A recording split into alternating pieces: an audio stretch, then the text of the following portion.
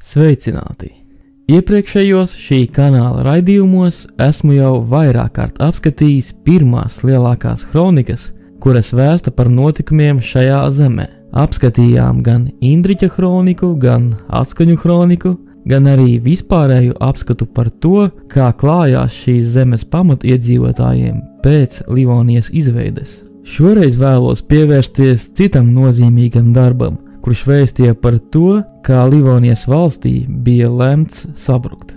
Baltazāra Rusova Livonijas kronika apskata visu Livonijas vēsturi sākot no 13. gadsimta sākuma līdz pat 1583. gadam. Šis gads bija arī laiks, kad beidzās Livonijas karš, kas arī bija viens no galvenajiem iemesliem tam, kādēļ Livonija sabruka. Šis bija viens no garākajiem kariem šīs zemes vēsturē, jo ilga ceturdaļu gadsimtu.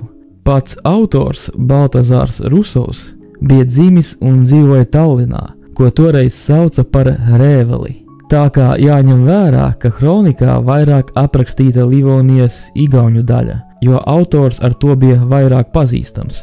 Tomēr ir ziņas arī par mūsdienu Vidzemes teritoriju un nedaudz arī par Kurzemes teritoriju.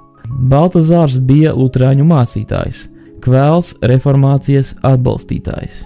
Svarīgi, ka šī varētu būt pirmā kronika par šo zemi, kura neskatās uz tās valdošo šķiru, Livonijas ordeni un bīskapijām tikai no pozitīva skatu punkta. Tieši otrādi, bieži tiek norādīts uz to netikumiem, un nereti tie paši vien tiek vainoti pie Livonijas problēmām. Šī iemesla dēļ ir pat radusies versija, ka Baltazārs nemaz nav vācu izcelsmes, bet iespējams vietējo igauņu izcelsmes. Tomēr tam nav nekādu tiešu pierādījumu. Vispozitīvāk šajā darbā viņš izsakās par Zviedrijas ķēniņu un viņa valdību, šķietami būdams tās atbalstītājs. Pozitīvi vēršas arī pie attālās ziemeļvācu pilsētas Brēmenes valdniekiem. Tādēļ iespējams, ka šīm pusēm viņš reizēm pārāk izceļ to nopelnus. Bet vietējo Livonijas aristokrātiju gan nežēlo, iespējams vietām pat pārāk nomelno, uz ko pelnīti vai nepelnīti norādīja arī daži viņa laika biedri. Baltazāra Rusova Livonijas kronika sevišķa ar to, ka tās autors pats bija tās beidzamo notikumu laika biedrs, ja precīzāk viņš dzīvoja laikā, kad norisinājās Livonijas karš. Pie šo laiku atstāsta tad arī pievērsīšos šajā raidījumā. Pirms gada biju jau izveidojis video par kronikas ievadu. Atstāšu norādi uz to pie šī raidījuma apraksta. Šis iepriekšējais raidījums beidzās ar smagu kritiku Livonijas valdošās šķiras, it īpaši aristokrātu mužnieku virzienā. Tiem tika pārmests, ka tie tā vietā, lai celtu spēcīgu valsti, atbalstītu izglītību un baznīcu, tie labprātāk nodarbojas ar medībām, dzeršanām un dārgu mantu krāšanu. Tā visa fonā sākas stāsts par Livonijas attiecībām ar Maskavijas lielkņazisti. Tad nu paskatīsimies, kas Baltazāram sakāms par Livonijas kara iemesliem un tā sākumu. Sākšu lasījumu no kronikas 3. daļas. Pievērsīšos tikai fragmentiem, kas vistiešākā veidā apraksta situāciju, kas saistīta ar Livonijas karu. Livonijas iedzīvotāju lielā izprieces kāre Maskavas caram bija pa prātam. Kamēr Livonija veda tādu dzīvi, cars domāja tikai par saviem plāniem, kā gūt uzvaru. Viņš vāca lielos apmēros šaujamo pulveri, alvu un visādus kara piederumus. Uzaicināja vienu ieroču meistaru pēc otra, gan no Vācijas, gan no Itālijas. Livonijā to ļoti labi zināja, bet iedzīvotāji tā bija iegrumuši izpriecās un pārdrošībā, ka nepiegrieza tam vērības, bet sūtīja vēl caram atklāti un lielos daudzumos, kā tas visai pasaulē ir zināms, kaparu, alvu un visādas preces, kuras varēja noderēt caram, karojot ar Livoniju. Heinrichs Galens, 44. vācu ordeņa mestrs, sāka valdīt 1551. gadā. Viņa laikā maskavieši atņēma tatāriem Kazaņu un Astrahaņu. Cīņās dēļ Kazaņas un Astrahaņas maskavieši bija Livoniju piemirsuši. Pēc šīs uzvaras Maskavas lielkņazs tapa bīstams ne tikai Livonijai, bet arī citiem kaimiņu valdniekiem. 1552. gadā Rēvelē ieradās 3 lāguš Lībekas sūtņi, kuru uzdevums bija atjaunot un apstiprināt vecos tirniecības līgumus un privilēģijas. Šie sūtņi nekā nepanāca un bija paredzams, ka vecā draudzība starp abām pilsētām izirs. Kad Livonijas kārtas izdzirdēja par laimīgo Maskavas tatāru zemju uzvaru, viņi nojauda, ka ilgadīgam mieram, kas tagad labi būtu noderējis, ir beigas. Tādēļ viņi nosūtīja sūtņus uz Maskavu vest sarunas, uzturēt miera stāvokli arī turpmāk. Kad sūtņi dzirdēja Maskavas netaisnos noteikumus un priekšlikumus par nodevu maksāšanu, viņi atgriezās mājās nekā nepanākuši. Livonijā šis apstākļis sacēla lielas bažas. Otrā sūtniecība, kurā sastāvēja no mestra pilnvarotiem Jāņa Bohorsta, Otona Grotūza un no Tērbatas bīskapa pilnvarotiem Valdemāra Vrangeļa un Dītriķa Kafera, 1554. gada 3. gavēņa svētdienā aizceļoja uz Maskavu, kur viņi nepanāca vairāk nekā, kā tikai iepazinās ar lielkņaza netaisnīgām prasībām. Lielkņazs caur savu kancleri prasīja no sūtņiem neiespējamu lielu tribūtu, arī par daudziem pagājušiem gadiem. Uz to sūtņi atbildēja, ka viņi neredzot pamatu tām prasībām, jo lielkņazs nekad neesot pār Livoniju valdījis, ne arī viņu iekarojis, ka viņš varētu uzlikt nodevas kā uzvarētājs uzvarētiem. Livoniju lielkņazs nevarot uzskatīt arī kā lēņa īpašumu, esot pierādāms, ka daudzie kari ar krieviem nesot vesti nodevu dēļ, un nevienā miera līgumā nesot nekas minēts par nodevām.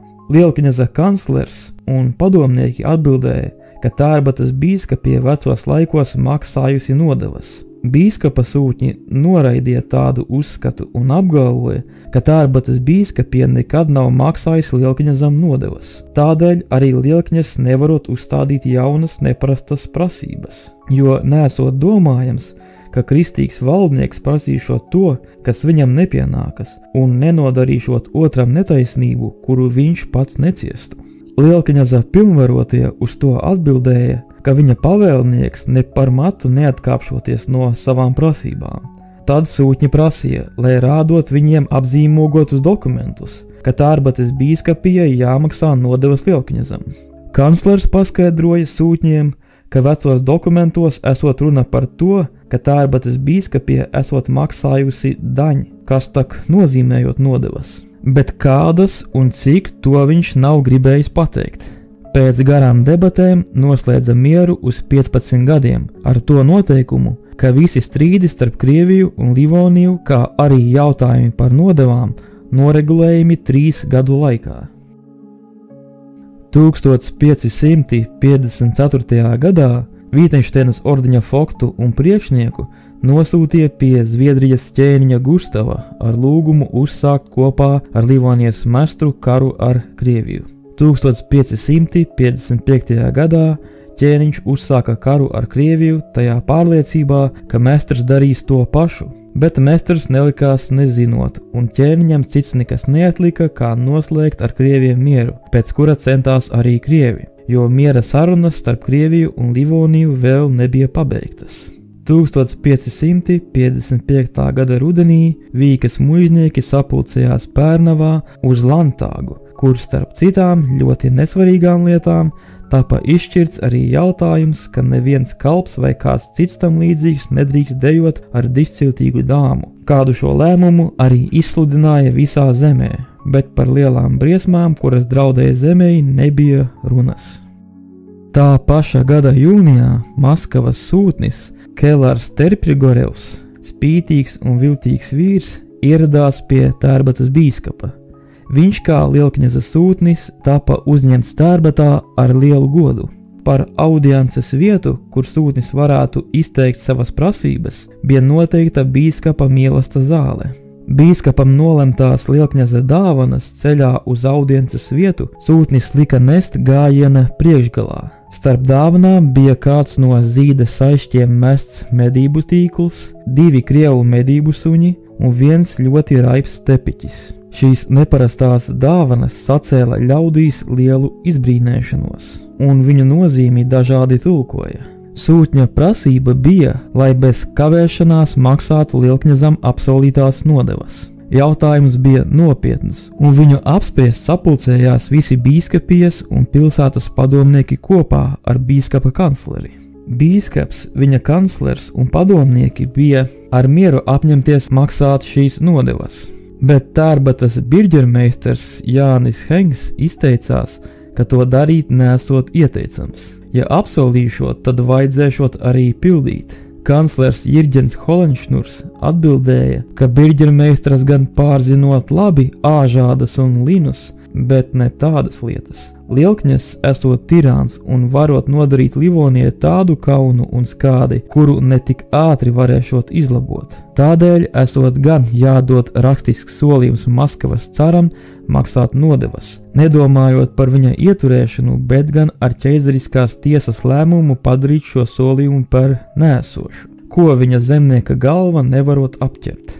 Beidzot nolēma dot Lielkņazam rakstisku solījumu par nodevu maksāšanu. Katram cilvēkam bija jāmaksā 1 Rīgas marka, kura tajā laikā līdzinājās 1/4 daļai no dāldera un 1 lībekas šiliņam. No šīm nodevām, izņemot garīdzniekus, neviens netika atsvabināts, un bīskapam viņas bija jāmaksā 3 gadu laikā par visu pagājušo laiku, skaitot no pēdējās nodevu maksāšanas dienas.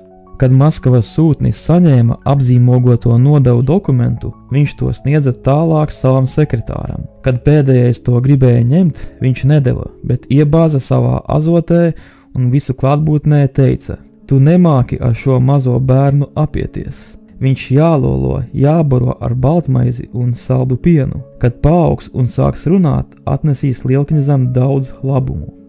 Birģermeistaram Jānim Dorstelmanam sūtnis teica, ka tērbatniekiem tagad jārūpējas, kā krāt naudu. Kad bērns tapšot vecāks, viņš prasīšot pēc naudas. Sūtņi ar nodevu dokumentu aizceļoja uz Krieviju, bet šī lieta nāca zināma visā Livonijā, un visi teica, ka Livonija tagad pārdota Krieviem.